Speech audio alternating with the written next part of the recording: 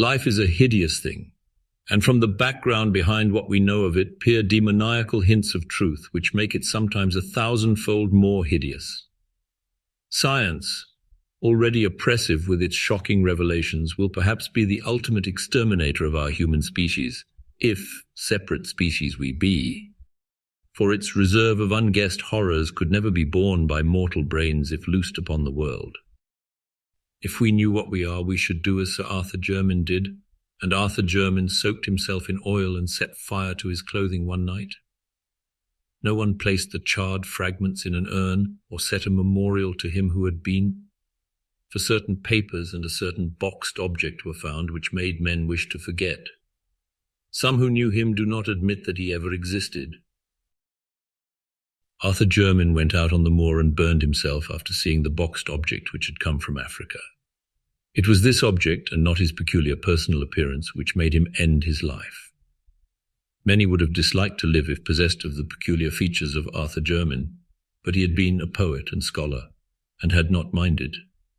Learning was in his blood, for his great-grandfather, Sir Robert Jermyn, had been an anthropologist of note, whilst his great-great-great-grandfather, Sir Wade Jermyn, was one of the earliest explorers of the Congo region, and had written eruditely of its tribes, animals, and supposed antiquities. Indeed, old Sir Wade had possessed an intellectual zeal amounting almost to a mania. His bizarre conjectures on a prehistoric white Congolese civilization earning him much ridicule when his book, Observations on the Several Parts of Africa, was published. In 1765, this fearless explorer had been placed in a madhouse at Huntingdon. Madness was in all the Jermyns, and people were glad there were not many of them. The line put forth no branches, and Arthur was the last of it. If he had not been, one cannot say what he would have done when the object came. The Jermyns never seemed to look quite right. Something was amiss, though Arthur was the worst, and the old family portraits in Jermyn House showed fine faces enough before Sir Wade's time. Certainly the madness began with Sir Wade, whose wild stories of Africa were at once the delight and terror of his few friends. It showed in his collection of trophies and specimens, which were not such as a normal man would accumulate and preserve, and appeared strikingly in the oriental seclusion in which he kept his wife. The latter, he had said, was the daughter of a Portuguese trader whom he had met in Africa, and did not like English ways. She, with an infant son born in Africa, had accompanied him back from the second and longest of his trips, and had gone with him on the third and last, never returning. No one had ever seen her closely, not even the servants, for her disposition had been violent and singular. During her brief stay at Jermyn House, she occupied a remote wing, and was waited on by her husband alone. Sir Wade was indeed most peculiar in his solicitude for his family, for when he returned to Africa, he would permit no one to care for his young son save a loathsome black woman from Guinea. Upon coming back after the death of Lady Jermyn, he himself assumed complete care of the boy. But it was the talk of Sir Wade, especially when in his cups, which chiefly led his friends to deem him mad. In a rational age like the 18th century, it was unwise for a man of learning to talk about wild sights and strange scenes under a Congo moon, of the gigantic walls and pillars of a forgotten city crumbling and vine-grown, and of damp, silent stone steps leading interminably down into the darkness of abysmal treasure vaults and inconceivable catacombs. Especially was it unwise to rave of the living things that might haunt such a place, of creatures half of the jungle and half of the impiously aged city, fabulous creatures which even a Pliny might describe with skepticism, things that might have sprung up after the great apes had overrun the dying city with the walls and the pillars, the vaults and the weird carvings. Yet after he came home for the last time, Sir Wade would speak of such matters with a shudderingly uncanny zest, mostly after his third glass at the Knight's Head, boasting of what he had found in the jungle, and of how he had dwelt among terrible ruins known only to him. And finally he had spoken of the living things in such a manner that he was taken to the madhouse. He had shown little regret when shut into the barred room at Huntingdon, for his mind moved curiously. Ever since his son had commenced to grow out of infancy, he had liked his home less and less, till at last he had seemed to dread it. The Knight's Head had been his headquarters, and when he was confined, he expressed some vague gratitude as if for protection. 3 years later, he died. Wade Jermyn's son Philip was a highly peculiar person. Despite a strong physical resemblance to his father, his appearance and conduct were in many particulars so coarse that he was universally shunned. Though he did not inherit the madness which was feared by some, he was densely stupid and given to brief periods of uncontrollable violence. In frame, he was small but intensely powerful and was of incredible agility. 12 years after succeeding to his title, he married the daughter of his gamekeeper, a person said to be of gypsy extraction, but before his son was born, joined the navy as a common sailor, completing the general disgust which his habits and mésalliance had begun. After the close of the American War, he was heard of as a sailor on a merchantman in the African trade, having a kind of reputation for feats of strength and climbing, but finally disappearing one night as his ship lay off the Congo coast. In the son of Sir Philip Jermyn, the now accepted family peculiarity took a strange and fatal turn. Tall and fairly handsome, with a sort of weird Eastern grace despite certain slight oddities of proportion, Robert Jermyn began life as a scholar and investigator. It was he who first studied scientifically the vast collection of relics which his mad grandfather had brought from Africa, and who made the family name as celebrated in ethnology as in exploration. In 1815, Sir Robert married a daughter of the 7th Viscount Brightholme and was subsequently blessed with 3 children, the eldest and youngest of whom were never publicly seen on account of deformities in mind and body. Saddened by these family misfortunes, the scientist sought relief in work and made 2 long expeditions in the interior of Africa. In 1849, his second son, Neville, a singularly repellent person who seemed to combine the surliness of Philip Jermyn with the hauteur of the Brightholmes, ran away with a vulgar dancer, but was pardoned upon his return in the following year. He came back to Jermyn House a widower with an infant son, Alfred, who was one day to be the father of Arthur Jermyn. Friends said that it was this series of griefs which unhinged the mind of Sir Robert Jermyn, yet it was probably merely a bit of African folklore which caused the disaster. The elderly scholar had been collecting legends of the Onga tribes near the field of his grandfathers and his own explorations, hoping in some way to account for Sir Wade's wild tales of a lost city peopled by strange hybrid creatures. A certain consistency in the strange papers of his ancestor suggested that the madman's imagination might have been stimulated by native myths. On October 19, 1852, the explorer Samuel Seton called at Jermyn House with a manuscript of notes collected among the Ongas, believing that certain legends of a grey city of white apes ruled by a white god might prove valuable to the ethnologist. In his conversation, he probably supplied many additional details, the nature of which will never be known, since a hideous series of tragedies suddenly burst into being. When Sir Robert Jermyn emerged from his library, he left behind the strangled corpse of the explorer, and before he could be restrained, had put an end to all 3 of his children, the 2 who were never seen, and the son who had run away. Neville Jermyn died in the successful defence of his own 2-year-old son, who had apparently been included in the old man's madly murderous scheme. Sir Robert himself, after repeated attempts at suicide and a stubborn refusal to utter any articulate sound, died of apoplexy in the 2nd year of his confinement. Sir Alfred Jermyn was a baronet before his 4th birthday, but his tastes never matched his title. At 20, he had joined a band of music hall performers, and at 36 had deserted his wife and child to travel with an itinerant American circus. His end was very revolting.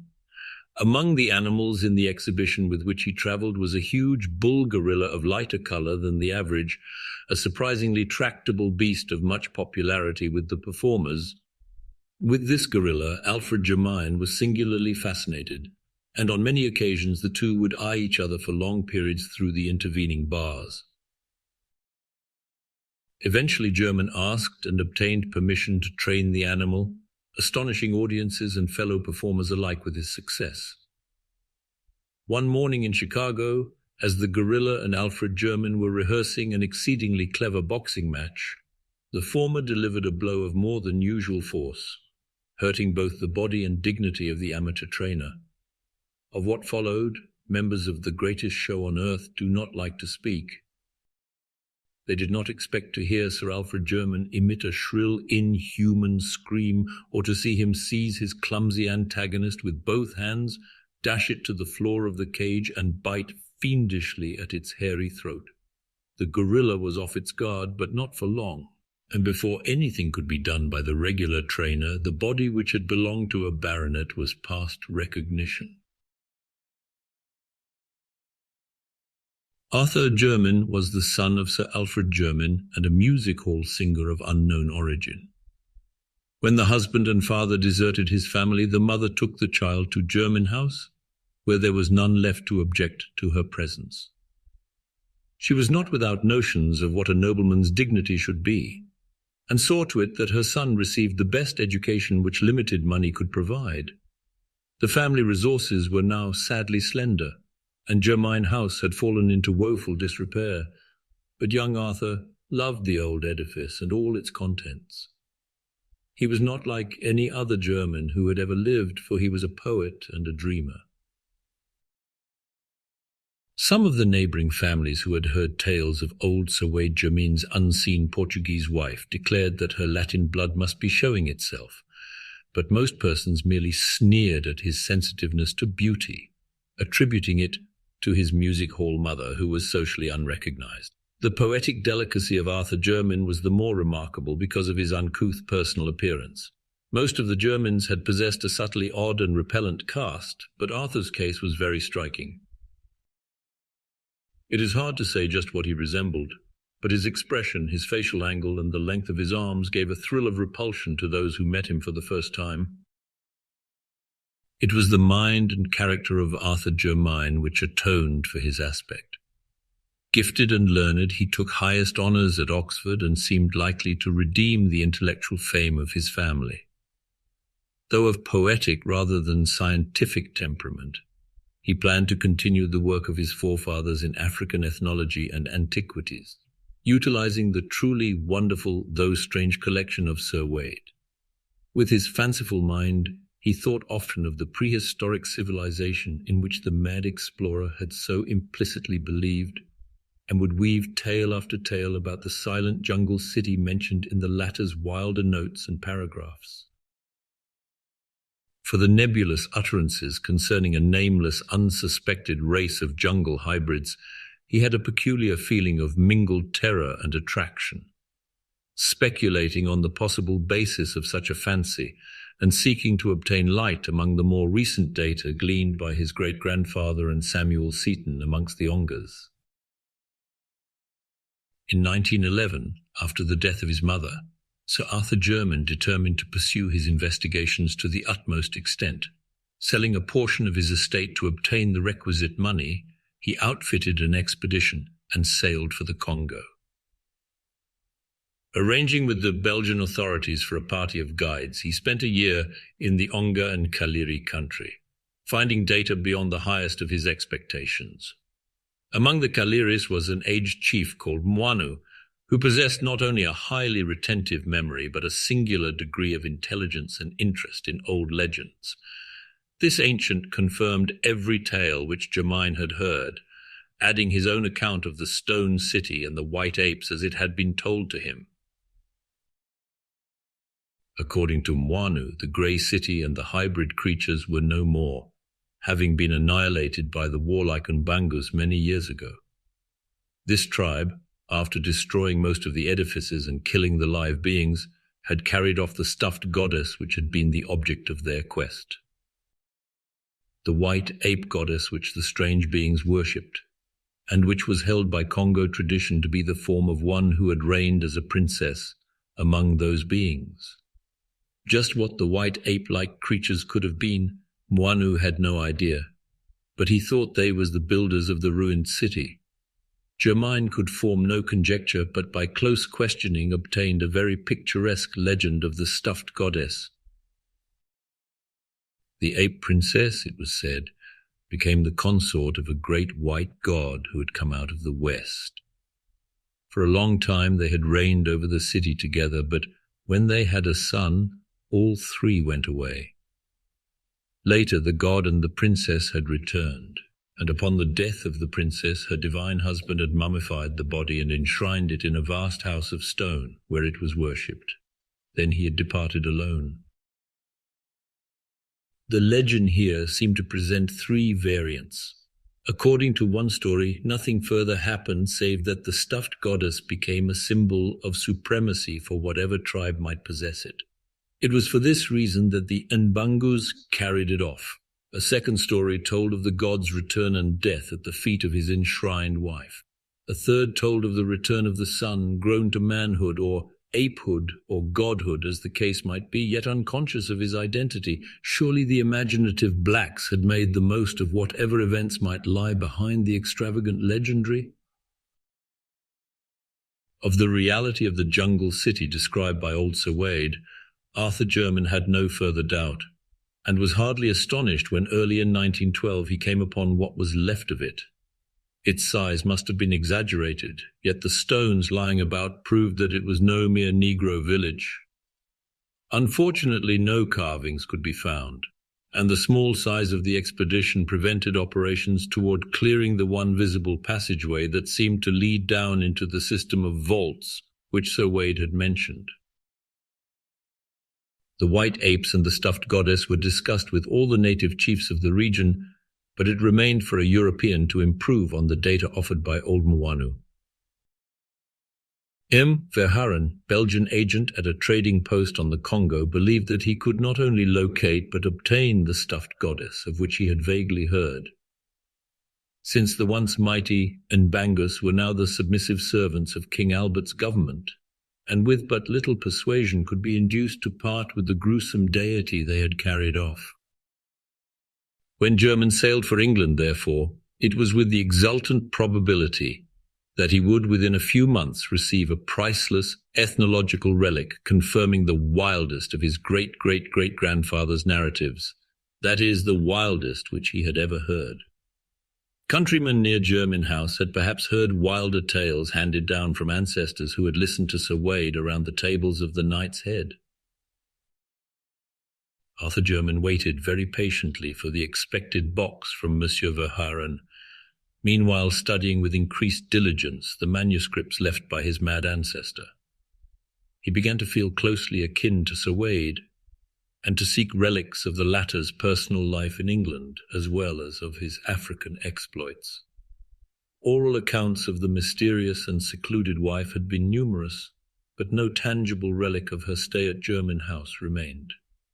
Jermyn wondered what circumstance had prompted or permitted such an effacement, and decided that the husband's insanity was the prime cause. His great-great-great-grandmother, he recalled, was said to have been the daughter of a Portuguese trader in Africa. No doubt her practical heritage and superficial knowledge of the Dark Continent had caused her to flout Sir Wade's talk of the interior, a thing which such a man would not be likely to forgive. She had died in Africa, perhaps dragged thither by a husband determined to prove what he had told. But as Jermyn indulged in these reflections, he could not but smile at their futility, a century and a half after the death of both of his strange progenitors. In June 1913, a letter arrived from Monsieur Verhaeren telling of the finding of the stuffed goddess. It was, the Belgian averred, a most extraordinary object, an object quite beyond the power of a layman to classify. Whether it was human or simian, only a scientist could determine, and the process of determination would be greatly hampered by its imperfect condition. Time and the Congo climate are not kind to mummies, especially when their preparation is as amateurish as seemed to be the case here. Around the creature's neck had been found a golden chain bearing an empty locket on which were armorial designs. No doubt some hapless traveller's keepsake taken by the Nbangus and hung upon the goddess as a charm. In commenting on the contour of the mummy's face, Monsieur Verhaeren suggested a whimsical comparison, or rather expressed a humorous wonder just how it would strike his correspondent. but was too much interested scientifically to waste many words in levity. The stuffed goddess, he wrote, would arrive duly packed about a month after receipt of the letter. The boxed object was delivered at Jermyn House on the afternoon of August 3rd, 1913, being conveyed immediately to the large chamber which housed the collection of African specimens, as arranged by Sir Robert and Arthur. What ensued can best be gathered from the tales of servants and from things and papers later examined. Of the various tales, that of aged Soames, the family butler, is most ample and coherent. According to this trustworthy man, Sir Arthur Jermyn dismissed everyone from the room before opening the box, though the instant sound of hammer and chisel showed that he did not delay the operation. Nothing was heard for some time. Just how long Soames cannot exactly estimate, but it was certainly less than a quarter of an hour later that the horrible scream, undoubtedly in Jermyn's voice, was heard. Immediately afterward, Jermyn emerged from the room, rushing frantically toward the front of the house as if pursued by some hideous enemy. The expression on his face, a face ghastly enough in repose, was beyond description. When near the front door, he seemed to think of something and turned back in his flight, finally disappearing down the stairs to the cellar.